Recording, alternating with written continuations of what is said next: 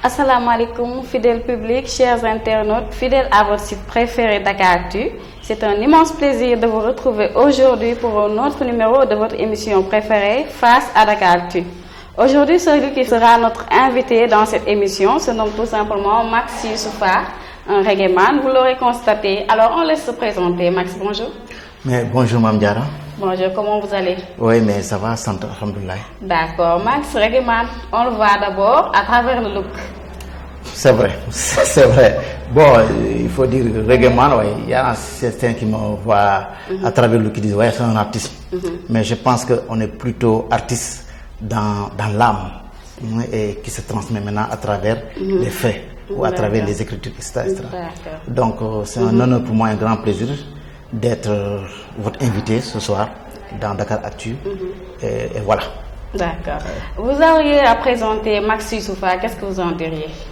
Bon, ce serait difficile de parler de moi-même, que Max Youssoufa parle de Max Youssoufa. Mais vous présentez, qui est Max Youssoufa pour ce public qui vous... Ouais, pour ceux qui ne me connaissent pas, Max Youssoufa est un artiste reggae, résident au Sénégal, vivant au Sénégal, à Dakar, et qui évolue dans les places publiques comme privées de Dakar, telles que Just For You, le centre culturel français, et certaines places privées. D'accord. La première question qui s'impose, c'est le sobriquet Max Youssoufa.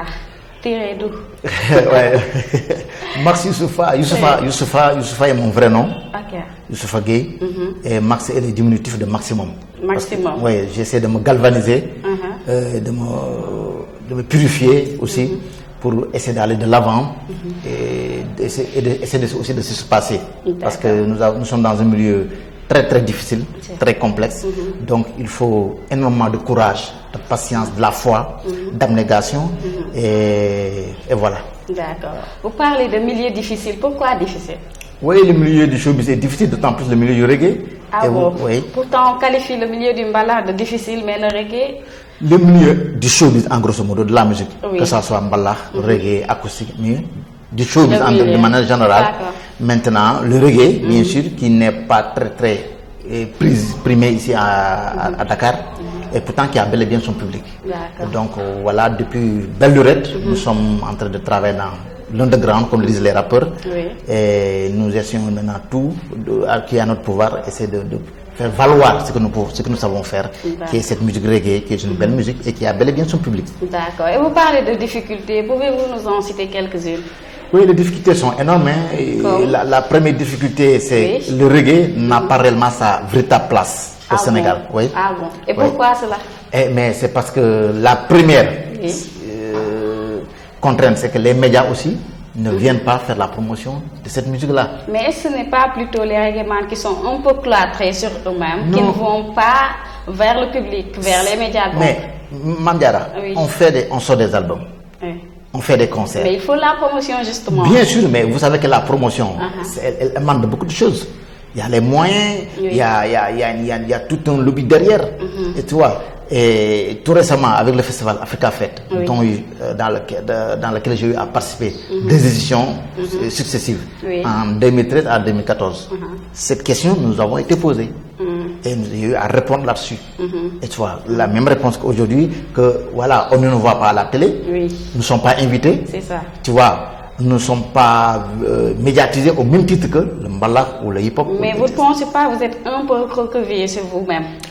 Vous devriez faire un pas, disons, du côté des médias, vous faire voir, faire votre promotion. On le fait. On le fait. Vous le faites bien.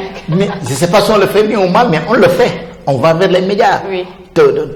Tant qu'on peut, du moins qu'on peut. Il y a un problème, comme dit, un problème de moyens, d'organisation, et ça se résume du côté du showbiz. Pourquoi problème de moyens? Parce que les mbalaxman, eux, ils y mettent les moyens, disons-le. Ils y mettent les moyens. Certains. Mais vous savez que faire la promotion d'un artiste, de son album, nécessite éventuellement des moyens. Parce qu'il faut les panneaux publicitaires. Il faut la pub à la télé, à la radio. Par exemple, on dit dans 3 mois, il faut que Max Youssoufa soit connu du grand public. Et pas non que Max Youssoufa soit connu de son public restreint, qui est le reggae. Nous, les reggaemans résidents au Sénégal, nous qui sommes ici à Dakar et qui faisons du reggae local, on a du mal à se faire connaître du grand public. Parce que tout simplement, nos produits ne passent pas comme il faut à la télé et à la radio. D'accord. Ça mène pas. Ça Il a besoin que c'est les médias. Oui, c'est les médias qui ne font pas exactement le boulot aussi, il faut le dire. Parce que si aujourd'hui on lance un concert au centre culturel Doutasek, au centre culturel Blaise Senghor, ou au centre culturel français, à moins que ça soit français, ça sera un peu médiatisé. Mais quand c'est Just For You ou c'est centre culturel Blaise Senghor ou Doutasek, mais on évite les médias. Malheureusement, ça ne suit pas.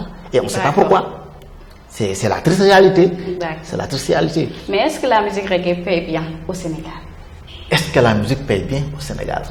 Pour la musique d'abord. Pourtant, on en voit qui s'en sortent. Voilà, il y en a qui s'en sortent. Oui, c'est vrai, il y a des artistes qui s'en sortent. Mais du côté des reggaeman, est-ce qu'on peut en juger de même? Non, du côté des reggaeman, il y en a peu. À moins ceux qui sont au côté de l'Hexagone. Ceux qui sont en Europe. Quand on parle du Meta, Meta and the Cornerstone, qui était là à Dakar pendant le mois de... Quel mois encore? Juin. Dont je faisais partie des artistes invités. Et lui qui est aux États-Unis, qui fait une tournée européenne. On peut parler de Sun Soleil, qui fut ex-membre de Djantibi, du groupe Djantibi de rap. On peut parler de Natijan, d'un jeune qui sévit entre France, Mali et Sénégal, qui est aussi très bon. Et etc., etc. Donc, si je vous entends bien, on ne peut pas rester au Sénégal, pratiquer la musique reggae, s'en sortir bien. Ce serait... Si ça continue comme ça, malheureusement, nous allons nous exiler. Mais c'est pas dans notre préférable. C'est pas préférable qu'on soit exilé. Parce que notre source, en tout cas moi personnellement, ma source d'inspiration, c'est le Sénégal. C'est ce peuple auquel j'appartiens, qui m'inspire. Mais si aujourd'hui on ne me donne pas les moyens et les opportunités de pouvoir m'exprimer, je suis obligé d'aller voir ailleurs. Mais est-ce que vous ne jugez pas, Max, qu'il y a aussi un problème de culture, disons un choc culturel comme on le dit? Parce que le reggae, disons-le, ne fait pas partie efficiente de la culture sénégalaise. Donc vous importez un produit, en quelque sorte. Le reggae est une musique africaine. La culture sénégalaise, c'est le malach, la musique malach. C'est ça. Mais est-ce que, si on regarde bien, est-ce que dans le monde, tout le monde est blanc ou tout le monde est noir? Il faut une diversité. Merci, monsieur. Il faut une diversité culturelle. Et c'est ça qui fait la force d'un peuple. Si tout le monde était noir et blanc, mais le monde n'avait pas de sens. On ne peut pas vivre de Tchéboudian tous les jours. C'est vrai. N'est-ce pas? Donc c'est dans la diversité, nous avons l'unicité de Dieu. Et dans l'unicité de Dieu, nous avons la diversité. D'accord. Mais étant donné que votre produit, le reggae, n'est pas très bien apprécié, disons-le, pas très bien reçu par la majorité des Sénégalais, pourquoi vous n'avez pas essayé de concilier Mbalax et reggae? Vous savez, le Mbalax est une musique à temps fort.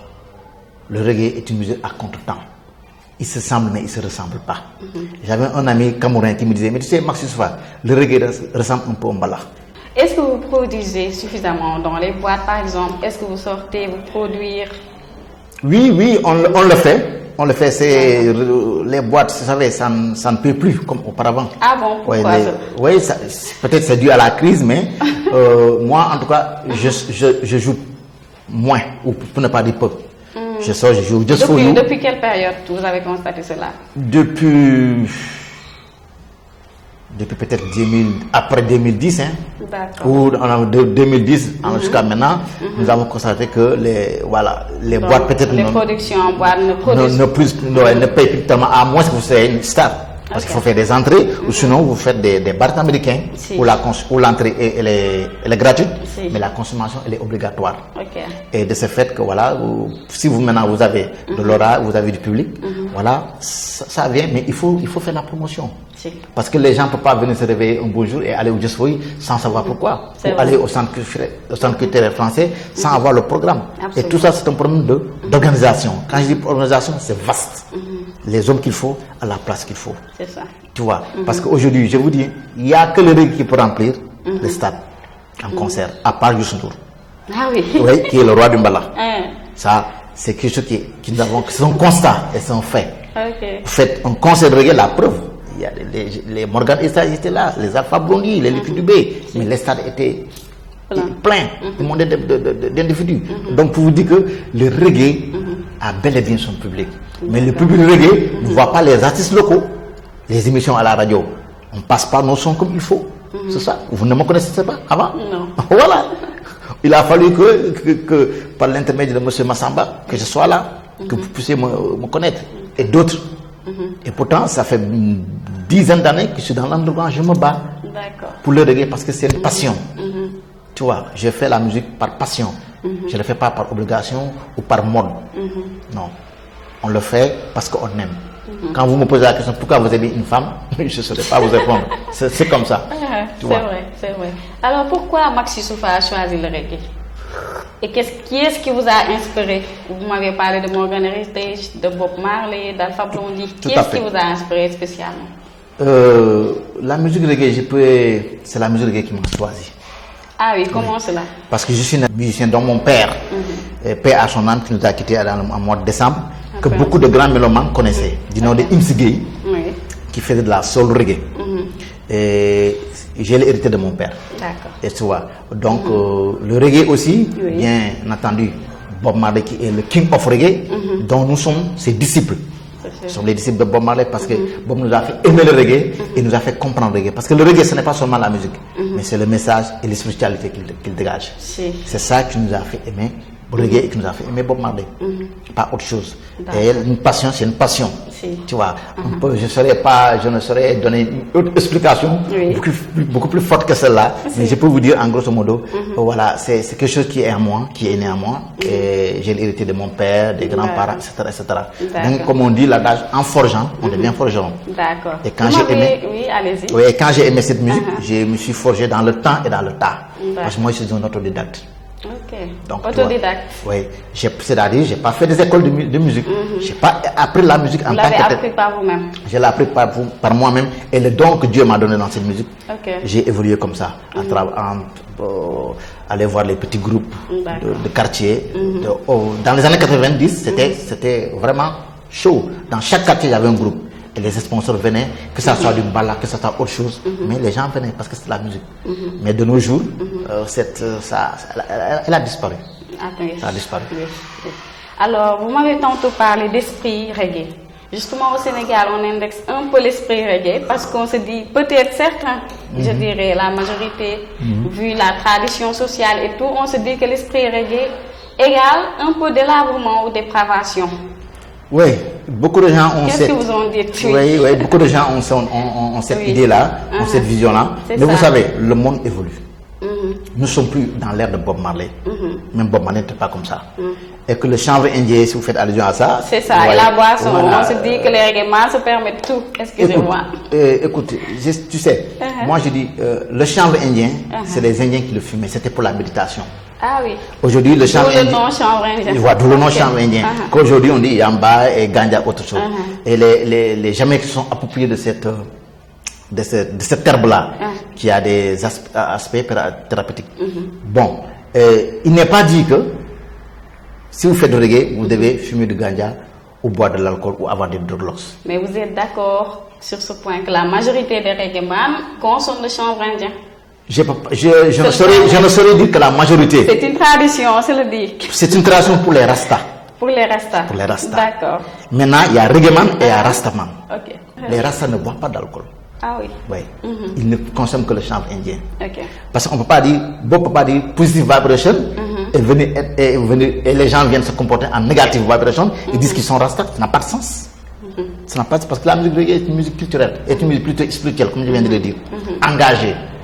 Donc, si vous n'êtes pas spirituel et engagé, vous ne pouvez pas faire du reggae. Parce que le reggae, voilà les concepts et les principes de cette musique-là. Parce que c'est une musique revendique, qui proteste et qui conteste. Et aussi, mais évidemment, qui parle d'amour, qui parle de gaieté, de joie, d'apaisement, de paix, etc. C'est pour cela, moi, dans mes morceaux, mes thèmes varient. De manière générale. Donc, moi, je ne suis pas d'avis avec ces gens-là parce que tout le monde n'est pas rose, tout le monde n'est pas clair. Tu vois, il y en a, j'ai connu tas d'artistes reggaeman qui n'ont rien à voir avec le ganja ou avec l'alcool. Tu vois. Donc, voilà mon point de vue là-dessus. Le reggae est une musique de contestation. Bien entendu. Est-ce que les reggaeman sénégalais contestent valablement? Est-ce qu'ils indexent les problèmes sociaux? Est-ce qu'ils essaient de se mettre du côté de la population, indexer tout ce qui est problème? Tout à fait. Le reggae a été toujours comme ça. C'est une musique qui a longtemps, depuis l'esclavage, la colonisation, jusqu'à nos jours. Cette musique, d'ailleurs, c'est pour la raison pour laquelle que les reggaeman on subit comment dire encore de l'injustice. Ah, oui. Ils sont indexés injustement, on les tue, on les menace parce qu'ils sont aux côtés du peuple. C'est des gens qui sont nés dans la musique reggae vient du ghetto. Aujourd'hui, elle est sortie du ghetto et elle est dans les quartiers riches. Même de nos jours, le président Macky Sall, je vais vous dire un secret, c'est un amoureux du reggae. Ah, c'est sûr. Ah oui, parce que je le suis il y a pas, ça fait pas longtemps. Okay. J'ai un confrère qui se nomme Daddy Maki, qui avait en 2012 ou 13 avait fait un festival au niveau du Grand Théâtre. Okay. Et c'est en ce moment que je suis que même le président était un fan du reggae. C'est un amateur. C'est un amateur de reggae. Okay. Et il n'a rien à voir avec le gars. C'est une information, ça. Tu vois. Donc, pour vous dire que le reggae a brisé toutes les chaînes, toutes les barrières, tu vois, parce que c'est une musique qui vient du bas peuple et qui défend le peuple et qui défend la société. Et au niveau du Sénégal, est-ce que vous recevez de l'aide pour la production des albums? Est-ce que les producteurs viennent à vous? Est-ce que l'accès vous est facile? Comment cela se passe au niveau production? Au niveau production, c'est très très difficile. Ah oui. Là où je vous parle, c'est moi qui suis en train de me produire moi-même. Le producteur, je n'en vois pas. Okay. Je n'en vois plus en tout cas. Mais vous allez vers eux? Je ne sais même pas. Je ne sais même plus à de nos jours qui il est et qui ne l'est pas. Aujourd'hui, je suis en train de préparer mon album, mais aucune subvention, aucune aide, aucun soutien. Ok. C'est moi qui fais tout. J'ai sorti un single dans sa vidéo, parce que nous en reviendrons après. Oui. Et tout cela a été financé par moyens propres. Okay. Alors que le ministère de la Culture est là. Okay. On injecte des moyens pour la Banque mondiale et l'FMI, mais nous, jusqu'à présent, aucun soutien. Okay. Tu vois, pour vous dire que c'est très très difficile. Est-ce que vous êtes rapproché au moins du ministère de la Culture, par exemple? Mais bien sûr, j'ai eu à écrire des demandes sans suivi. Sans réponse. Sans suivi. Okay. Au niveau des sponsors, pour faire un festival. Et vous savez, la culture est un facteur de développement. Si. Et la musique en est l'un. C'est vrai. Tu vois. Et nous faisons une musique engagée dans laquelle nous élaborons des thèmes. Si. Des thèmes tels que la pauvreté, qui est un thème qui figure dans mon album. Okay. Un autre thème qui parle de l'éducation, qui est actuellement en fébrilité, si. Et qui a pour titre ABC. Okay. Et d'autres thèmes. Mais on fait des demandes pour les sponsors, pour des soutiens. Ça ne suit pas parce que, comme vous l'avez dit tout à l'heure, on est marginalisé. Si. Nous sommes marginalisés, nous ne sommes pas souvent invités à la télé. Quand vous voyez pendant la fête de la Korité ou dans d'autres émissions, vous voyez tout. On ne vous invite pas. On ne nous invite pas. Parce que soi-disant, oui, non, le reggae, vous savez, non, c'est pas comme c'est pas notre culture. C'est ça. Et c'est une erreur de dire que c'est pas notre culture. Le reggae est bel et bien notre culture. Parce que c'est africain. Sinon, la musique aurait eu des frontières. Absolument. Parce que l'mbalax n'est connu autrement qu'ici au Sénégal, en Gambie. Alors que le reggae, par contre, même quand vous allez au fin fond de Tokyo, mais vous entendrez retentir le son du reggae. C'est sûr. Donc, c'est une musique universelle. C'est une belle musique. Mais puisque c'est une musique qui conteste des fois, qui dérange, peut-être que, ouais, dans ce sens-là, voilà. On le met de côté. On le met de côté un peu. J'ai intitulé le style de musique que j'ai fait Reggae Fusion. Reggae Fusion. Oui. Pour dire que cette musique reggae que j'ai fait aura plusieurs influences des instruments traditionnels africains au Sénégal. Il faut attendre qu'on aille à Babylone pour faire des concerts à Wembley. Ah tiens, Marcus, oui, il était là. Tu vois, c'est pas, pour moi c'est pas bien.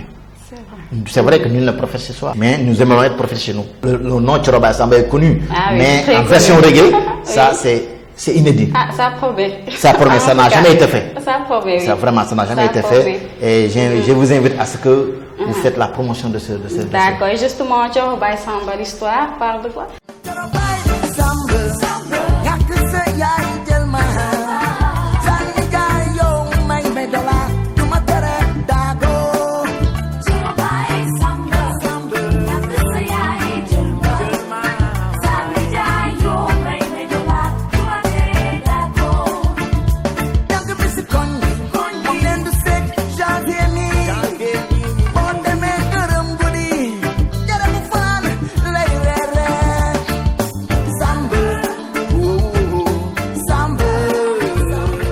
Thioroba Samba, c'est une histoire qui parle d'amour, des relations entre les hommes et les femmes. Okay. Comme moi j'avais écrit un texte et ce texte a eu un lien avec Thioro Samba. C'est pour ça que j'ai pris le refrain Thioro Samba et je l'ai collé au texte. Et vous chantez en Wolof? En Wolof, je l'ai chanté en Wolof pour que vous voyez le message puisse passer parce que je suis Wolof. Je chante beaucoup plus en Wolof d'ailleurs. En Wolof, en français, un peu en anglais et un peu en Bambara. Donc c'est pour dire que voilà, j'ai chanté ce morceau pour un peu conscientiser mes soeurs et même mes frères. Parce qu'il y a des hommes ici qui veulent la facilité. Tu vois, les gigolos, comme on dit. Donc, c'est grosso modo, je parle aux femmes, je parle un peu aussi aux hommes. D'accord. Mais surtout aux femmes. Donc, vous êtes très porté sur le côté social, je me comprends. Très porté, oui.